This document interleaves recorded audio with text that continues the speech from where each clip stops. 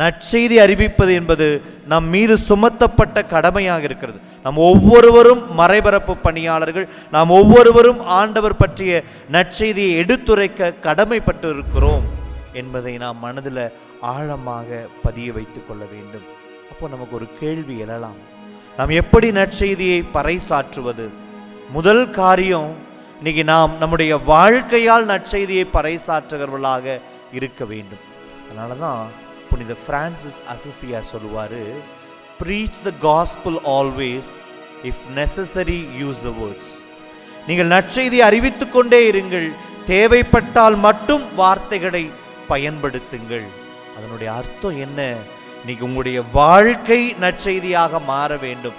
கிறிஸ்தவர்களை பார்க்கிறவர்கள் ஆண்டவர் இயேசுவை பார்க்க வேண்டும், ஆண்டவர் இயேசுவை பற்றி அவர்கள் தெரிந்து கொள்ள வேண்டும். அதனால தான் சொல்லுவாங்க, ஒவ்வொரு கிறிஸ்தவனும் 5வது நற்செய்தி. இப்போ ஆண்டவர் இயேசுவை பற்றி தெரிஞ்சுக்கணும் அப்படின்னா நம்ம 4 நற்செய்தி எடுத்து வாசிச்சா போதும்.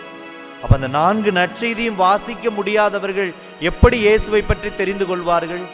கிறிஸ்தவருடைய வாழ்க்கையை பார்த்து, ஒரு கிறிஸ்தவர் எப்படி ஒரு நல்ல வாழ்க்கையை வாழுகிறாரோ அதை பார்க்கிற நபர்கள், இவர் இப்படி இவ்வளவு நல்லவராக இருக்கிறார் என்று சொன்னால் இவர் வணங்குகிற கடவுள் எவ்வளவு நல்லவராக இருப்பார் என்பதை அவர்கள் அறிந்து கொள்வார்கள். எனவே ஒவ்வொரு கிறிஸ்தவனும் 5வது நற்செய்தியாக இருக்க நாம் அழைக்கப்பட்டிருக்கிறோம்.